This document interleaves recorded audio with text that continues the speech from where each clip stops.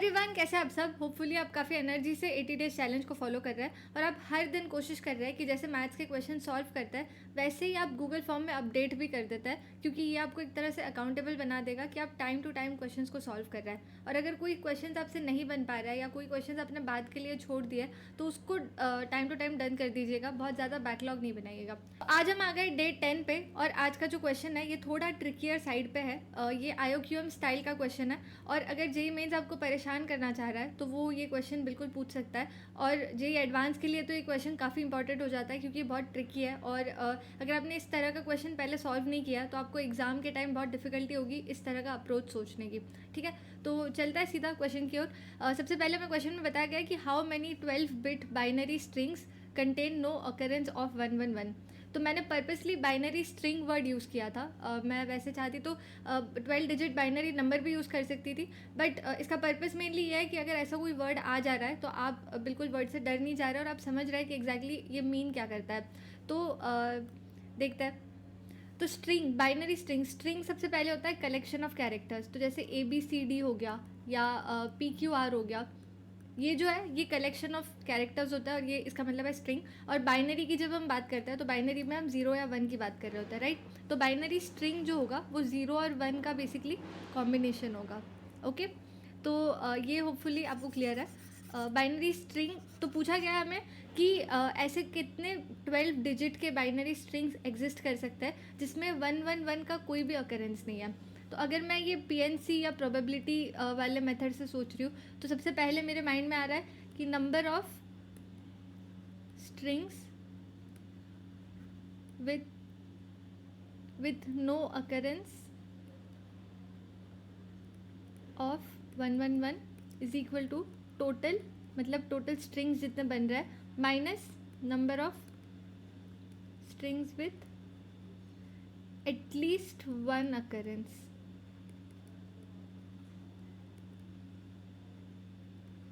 Of 111। ठीक है, तो ये जनरली हम प्रोबेबिलिटी या PNC के सवाल सॉल्व कर रहे होते हैं, उसमें हमें कभी भी कोई चीज़ का नो अकरेंस पूछा होता है या तो हमें पूछा होता है कि ये चीज़ कभी भी अपीयर नहीं होनी चाहिए, तो हम उसके टोटल सारे केसेस लेते हैं माइनस एटलीस्ट वंस वो चीज़ अपीयर हुई है। ये हमारा आंसर होता है।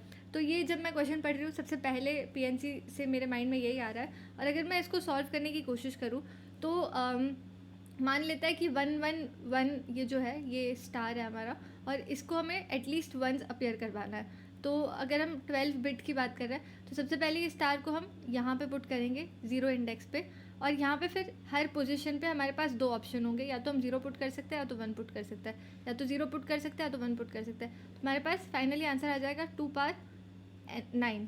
ठीक है, ये हमारा फर्स्ट केस बन रहा है। और अगर हमें एटलीस्ट 1 बताया गया तो इस पोजीशंस में 0 या 1 जो भी आएगा उससे एक्चुअली फ़र्क नहीं पड़ेगा आंसर में, क्योंकि हमें बस 111 को पोजीशन करते जाना है। ठीक है, अब हम इंडेक्स 1 पे 111 को पोजीशन कर रहे हैं। अगेन हम यहाँ पे 0 1 ले सकता है, 0 1 ले सकता है, कुछ भी ले सकता है, बट यहाँ पे अगर हम 0 ले रहे हैं और 1, अगर हम यहाँ 1 ले रहे हैं और ये वाले केस में जहाँ पे 1 है तो स्टार्टिंग के 4 नंबर जो है वो 1 1 1 1 हो रहा है, तो बहुत चांसेस है कि इसके आगे वाले जो नंबर है इसमें एक आध केस रिपीट हो रहा होगा। तो ये जो है ये हमारा सेम केस को हम ट्वाइस काउंट कर रहे हैं, ये हो जाएगा। इसलिए हमें यहाँ पे 0 को फिक्स करना पड़ेगा। जब हम यहाँ पे 0 फिक्स करेंगे तो हमारे पास यूनिक आंसर होंगे और अगेन हम इसको 2 पावर 9 4 ओके 2 पावर 8 लिख सकते हैं। ठीक है, इसके बाद अगर हम आगे मूव कर रहे हैं तो 0 1 2 सेकेंड इंडेक्स पे हमने 111 को पुट कर दिया। अगेन हमारे पास बहुत सारे ऑप्शन है कि हम यहाँ पे 0 1 0 1 डाल सकते हैं, बट यहाँ पे हमें चीज़ों को फिक्स करना पड़ेगा। और हम देख रहे हैं कि हम जैसे जैसे आगे बढ़ते जा रहे हैं तो आगे के वैल्यू, आगे की जगहों पे अगर 111 आ रहा है तो हमें मेक श्योर करना पड़ेगा कि पीछे यहाँ पे 111 कहीं रिपीट ना हो। तो ये जो सोल्यूशन है ये बेसिकली बहुत ज़्यादा लेंदी हो जाता है क्योंकि हमें पर्टिकुलर केसेस बहुत ज़्यादा सोचने पड़ रहा है, हमें कंडीशंस को फिक्स करना पड़ रहा है, हमें ये नंबर्स जो है इनको इंडिविजुअली हर पोजीशन पे फिक्स करना पड़ रहा है। जो हमारा जनरलाइज्ड आंसर होता है ये कम होते जा रहा है, जनरलाइज्ड आंसर जो है ये बहुत ज़्यादा कम होते जा रहा है और हमें बहुत ज़्यादा पर्टिकुलर केसेस की बातें करनी पड़ रही है। तो ये पर्टिकुलर केसेस की जब बातें करनी पड़ती है तो हमारा सोल्यूशन बहुत ज़्यादा लेंदी हो जाता है, आंसर आना बहुत ज़्यादा मुश्किल हो जाता है। और अगर आप देखोगे कि जेईई एडवांस में कभी भी आप कोई क्वेश्चन पर बहुत ज़्यादा फंस रहे हो या तो नंबर ऑफ केसेस जो आपको काउंट करने पड़ रहा है वो बहुत ज़्यादा हो जाता है, तो जनरली आप एक ऑप्टिमाइज्ड सोल्यूशन की ओर नहीं जा रहे हो, आप एक राइट अप्रोच नहीं सॉल्व कर रहे हो, क्योंकि एडवांस इस तरह से बहुत ज़्यादा ट्रिकी वे में फंसाता है कि आप अगर एक राइट अप्रोच से सॉल्व करोगे तो डेफिनेटली आप बहुत एक जो लेंदी सोल्यूशन है उसको आप एक बहुत ईजियर सोल्यूशन में कन्वर्ट कर रहे होंगे, राइट। तो हमारा टारगेट यही है कि हम इसमें ये सोल्यूशन नहीं यूज़ कर रहे होंगे। इसे आप अपने एंड से सॉल्व कर सकते हो, बट ये बहुत ज़्यादा टाइम लेगा और इसमें बहुत ज़्यादा कंडीशंस है, तो हम इतना ज़्यादा लेंदी सोल्यूशन एग्जाम में भी नहीं प्रेफर करते हैं, इवन हम इस सोल्यूशन से सॉल्व भी नहीं कर रहे होंगे, ठीक है। तो अभी हम सोच रहे हैं कि एक ऑप्टिमाइज्ड सोल्यूशन ये क्वेश्चन का क्या हो सकता है। तो सबसे पहले हमें क्वेश्चन में बताया गया है कि नो अकरेंस ऑफ 111, ठीक है। तो जब हम देख रहे हैं तो 111 एग्जैक्टली आ कब सकता है, जब कोई भी पोजीशन पे 1 और 1 होगा, उस टाइम पे अगर हम इस करंट पोजीशन पे 1 पुट कर रहे हैं, सिर्फ वही केस है जब ये वाली कंडीशन आ जाएगी जो हमें नहीं चाहिए, राइट। तो हमें पूरे स्ट्रिंग में उसकी पिछली और आगे वाली चीज़ों से कोई फ़र्क नहीं पड़ता है। जिस इंडेक्स की हम बात कर रहे हैं उस इंडेक्स के जस्ट 2 इंडेक्स पीछे वाली चीज़ें हमारी कंसर्न होगी। आई थिंक ये बहुत क्लैरिटी से हमें समझ रहा है कि हम कोई भी इंडेक्स की जब बात कर रहे होंगे पूरे स्ट्रिंग में, इस इंडेक्स की मुझे सिर्फ ये पोजीशन की वैल्यू और ये पोजीशन की वैल्यू, सिर्फ ये 2 पोजीशन की वैल्यू से फ़र्क पड़ रहा होगा। इसके अलावा मुझे ना ये मेरा कंसर्न है ना ये मेरा कंसर्न है, ये दोनों ही चीज़ें मुझे परेशान नहीं कर रही होंगी। जिस भी इंडेक्स पे मैं हूँ उस टाइम पे यहाँ पे 1 नहीं जा सकता है, only when I have these conditions, right. तो ये कॉन्सेप्ट की जब क्लैरिटी है, तो अगर मैं 12 पोजीशन की एक स्ट्रिंग अज्यूम कर रही हूँ और अगर मैं टोटल स्ट्रिंग की बात कर रही हूँ तो मेरे पास हमेशा 2 ऑप्शन होंगे, एक होगा 0, एक होगा 1, एक होगा 0, एक होगा 1। हर पोजीशन पे मेरे पास 2 ऑप्शन होंगे, राइट। तो अगर हम इस स्पेसिफिक केस की बात कर रहे हैं जिसमें हमें क्वेश्चन में बताया गया है कि हमें 111 नहीं चाहिए, तो हमें हमेशा प्रीफिक्स मैटर कर रहा होगा। तो अब जब मैं बात कर रही हूँ कि मैं एक स्ट्रिंग बनाऊंगी जो हमारे लिए वैलिड स्ट्रिंग होगी, सबसे पहले वैलिड स्ट्रिंग का डेफिनेशन रख लेते हैं कि वैलिड स्ट्रिंग का मतलब ये होगा कि उसमें कोई भी 111 अकर नहीं कर रहा होगा एक भी बार, ओके। और मैं एक चीज़ डिफाइन कर दे रही हूँ, ये जो मैनिपुलेशन है ये पूरे क्वेश्चन का सबसे इंपॉर्टेंट मैनिपुलेशन है।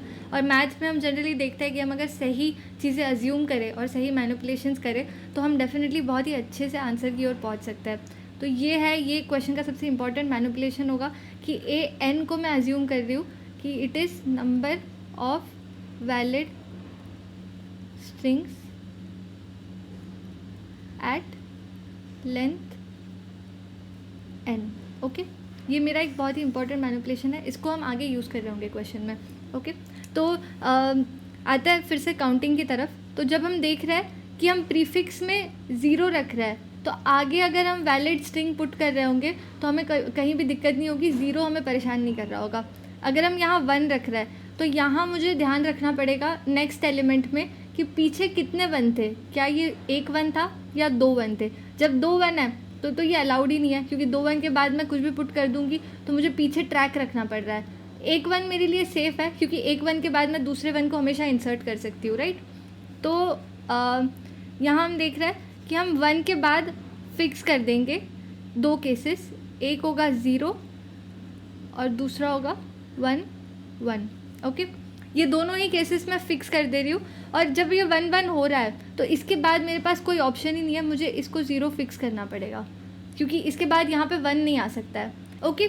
तो ये होपफुली ये क्लैरिटी आ गई हमारे पास कि जब मेरे पास कोई भी इंडेक्स या कोई भी प्रीफिक्स फिल करना होगा मुझे, तब जब मैं 0 पुट करूँगी तो मुझे कोई टेंशन नहीं है, मैं कभी भी कहीं भी 0 पुट कर सकती हूँ। जब मैं 1 पुट कर रही हूँ तो मुझे टेंशन है, तो मैं अपने लिए डिफ़ाइन कर दूँगी कि मैं एक केस में 0 फिट कर दे रही हूँ और एक केस में मैं 1 फिट कर दे रही हूँ। और जिस केस में मैं 1 फिट कर दे रही हूँ उसमें मैं ऑब्लाइज्ड हूँ कि मैं यहाँ पे 0 ही लगाऊंगी, यहाँ पे 1 नहीं आ सकता है, ओके। और इसके आगे जो स्ट्रिंग है ये वैलिड स्ट्रिंग हो रही होगी और ये हम इस तरह से काउंट कर सकते हैं, ठीक है। तो इसको देख के मैं कहीं ना कहीं समझ पा रही हूँ कि अगर number of valid strings at length n की डेफिनेशन मैंने an रख दिया, ठीक है। तो अगर कोई भी एक n लेंथ की स्ट्रिंग है और इसमें मैं स्टार्टिंग में अगर 0 फिट कर दे रही हूँ तो मुझे ये जो है ये n-1 लेंथ की स्ट्रिंग बच रही होगी और इसके जो वैलिड नंबर ऑफ स्ट्रिंग्स होंगे वो an-1 होंगे, राइट। दूसरे केस में अगर मैं 1 फिक्स कर दे रही हूँ तो 1 के बाद यहाँ पे मुझे क्वेश्चन आ रहा है कि इसके पीछे कितने 1s होंगे, मुझे पता नहीं है, मैं यहाँ पे क्या फ़िट कर सकती हूँ। तो यहाँ पे मैं अपने से केस बना लूँगी कि एक में मैं 0 फिट कर दूँगी और एक में मैं 1 फिट कर दूँगी। जब मैं यहाँ 1 फिट कर रही हूँ तो मुझे डेफिनेटली यहाँ पे 0 ही रखना पड़ेगा, मेरे पास और कोई ऑप्शन ही नहीं है। तो यहाँ पे हमारे पास n-2 लेंथ की स्ट्रिंग बच रही है और इसके जो वैलिड नंबर ऑफ स्ट्रिंग्स होंगे वो n-2 होंगे, राइट। और यहाँ पे हम देख रहे हैं मेरे पास n-3 लेंथ की स्ट्रिंग बच रही है और जो वैलिड नंबर ऑफ स्ट्रिंग्स होंगे वो n-3 होंगे। और जो हमारा फाइनल आंसर होगा वो ये तीनों ही अलग अलग केसेस का एडिशन होगा, क्योंकि हम प्रोबेबिलिटी में हमेशा ये अपने एंड से एक बार पढ़ लीजिएगा कि हम प्रोबेबिलिटी में कब चीज़ों को मल्टीप्लाई करता है और कब चीज़ों को ऐड करता है। तो जो म्यूचुअली एक्सक्लूसिव इंडिपेंडेंट केसेस होता है उस टाइम पे हम ऐड कर रहे होता है, ना कि मल्टीप्लाई कर रहे होता है। तो ये तीनों अलग अलग केसेस मैंने बना दिया है जहाँ पे मैंने प्रीफिक्स को फिक्स कर दिया है और उसके बाद वाली जो स्ट्रिंग है वो सीधा मेरे पास आंसर में ऑलरेडी अवेलेबल है, ठीक है। ये मैंने डिफ़ाइन किया हुआ है ऑलरेडी कि n-1 जो होगा वो नंबर ऑफ़ वैलिड स्ट्रिंग्स होंगी n-1 लेंथ की। तो जब मैं यहाँ पे 0 फिक्स कर दे रही हूँ, इसके बाद n-1 बच रहा है और n-1 में मैं an-1 आंसर होगा मेरा, क्योंकि वही मेरी नंबर ऑफ़ वैलिड स्ट्रिंग्स होगी, राइट। तो इसमें हमारे पास फाइनल आंसर आ रहा है कि an जो है valid number of strings with length n is equal to an-1 plus an-2 plus an-3। ये जो है ये हमारा बहुत ही इंपॉर्टेंट फार्मूला है, ये हमारा पूरा क्वेश्चन सॉल्व कर दिया ये फार्मूला ने। और ये फार्मूला ने जो हमने खुद से डिराइव किया है ये हम ऑब्जर्वेशंस के थ्रू डिराइव कर रहे हैं, ये हम कंडीशंस के थ्रू डिराइव कर रहे हैं। और इसमें अगर आपने पीएनसी की प्रैक्टिस करी हुई है तो आप बहुत ही स्मूथली ये दोनों केसेस को डिफ़ाइन कर पाते। ये जो थे ये आपके डिफाइनिंग केसेस थे दोनों, ये दोनों केसेस को आप तब कर पाते हैं जब आपकी प्रैक्टिस है और आपने इस तरह का क्वेश्चन पहले थोड़ा बहुत देखा हुआ है, ओके। तो इसमें हम फाइनली देख रहे हैं कि A0 जो होगा, A0 मतलब कि लेंथ 0 की स्ट्रिंग जो वैलिड होगी। तो इसमें हमारे पास एक एम्प्टी स्ट्रिंग आ जा रही है, क्योंकि क्वेश्चन में कहीं स्पेसिफिकली केस मेंशन नहीं किया हुआ है कि एम्प्टी स्ट्रिंग्स अलाउड नहीं है, राइट। तो एम्प्टी स्ट्रिंग आ जाएगी, दैट मीन्स कि A0 1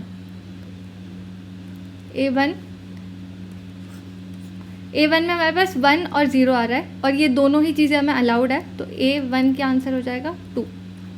A2 में हम देख रहे हैं तो हमारे पास 4 कॉम्बिनेशन है, 1 0 1 1 0 0, राइट। तो ये चारों ही फॉरबिडन नहीं है, ये चारों अलाउड है। तो अगेन हम A2 की वैल्यू 4 लिख सकते हैं, ठीक है। और इस फार्मूला को यूज़ करके हम आगे की सारी वैल्यूज़ फाइंड कर सकते हैं। A3 हो जाएगा A2 plus A1 plus A0, A4 हो जाएगा A3 plus A2 plus A1, so on and so fourth. आप A12 की वैल्यू फाइंड कर सकते हैं, A11 plus A10 plus A9। तो इसमें आपको ये मेहनत करनी पड़ेगी कि आपको A1 से लेके A12 तक सारी वैल्यूज़ फाइंड करनी है और ये सबसे ज़्यादा ऑप्टिमाइज सॉल्यूशन है। तो अगर इस तरह का क्वेश्चन आ रहा है तो होपफुली वो आपको इतना लंबा नंबर नहीं देंगे जिसमें आप इस तरह से कैलकुलेट नहीं कर पा रहे हैं, क्योंकि यही इसका बेस्ट सोल्यूशन है। अगर हम पुराने सोल्यूशन से जा रहे होते तो वो बहुत ज़्यादा टाइम लेता और वो प्रोबेबली वो बन भी नहीं पाता टाइम से, ठीक है। तो ओके, तो इससे हमारा जो फाइनल आंसर आ रहा है ये 1705 आ रहा है। ये अपने एंड पे एक बार वेरीफाई कीजिएगा और अगर आपको और एक वेरीफाई करना है तो मैं अपने एंड से A3 को वेरीफाई कर रही हूँ। A3 पे हमारे पास टोटल नंबर ऑफ़ स्ट्रिंग्स अगर हम देख रहे हैं तो मेरे पास यहाँ पे 0 1 2 ऑप्शन है, 0 1 2 ऑप्शन है, 0 1 2 ऑप्शन है। इसको अगर मैं देख रही हूँ तो 8 टोटल स्ट्रिंग्स होती है, उसमें से हम एक कैंसिल कर देंगे जो 1 1 1 वाली थी, ये हमें फॉरबिड हो जाएगी। तो हमारा फाइनल आंसर 7 आएगा। और अगर मैं फार्मूला से देख रही हूँ तो A2 था 4 plus A1 plus A0 is equal to 7 और ये दोनों मैच कर रहा है और होपफुली हमने जो फार्मूला डिराइव किया वो भी सही है। कोई डाउट्स होंगे तो आप कमेंट सेक्शन में बिल्कुल पुट कर सकते हैं। All the best.